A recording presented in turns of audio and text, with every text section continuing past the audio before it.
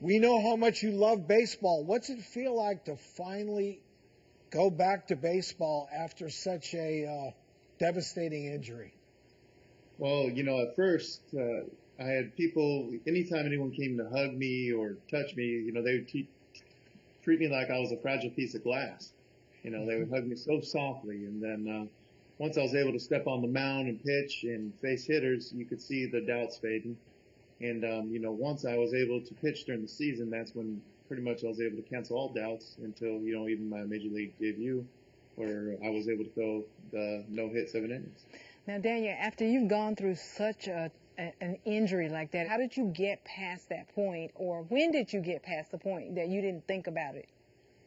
Well, right away in the hospital, once I was able to walk and talk and do all the things, I felt normal, and I knew I was okay. I just needed to heal. I'm a faithful man, so I was able to rely on my faith to help build up strength to get back out there as well. And Daniel, during the course of this injury, your comeback, did it affect you in any way personally? Your personality, attitude towards others? Yes. After that point, I made a 180 in my life. I was a new father at the time.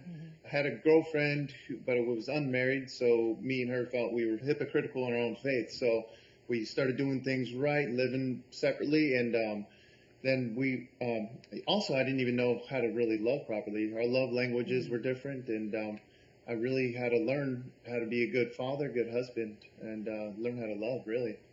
So after this, what is it you want people to take away most from your story?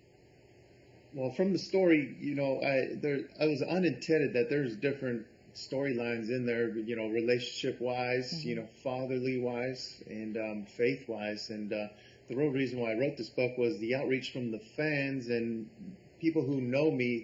They reached out and told me how they felt from my story. So, it took a little bit of convincing, but I ended up writing this just so we could help change lives and give hope to others, and especially those who believe in faith and a God.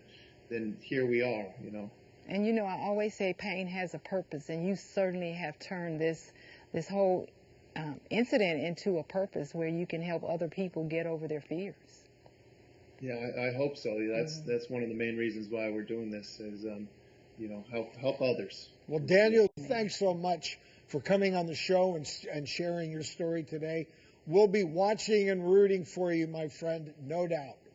Thank you, and thank you guys for having me on here. Our pleasure.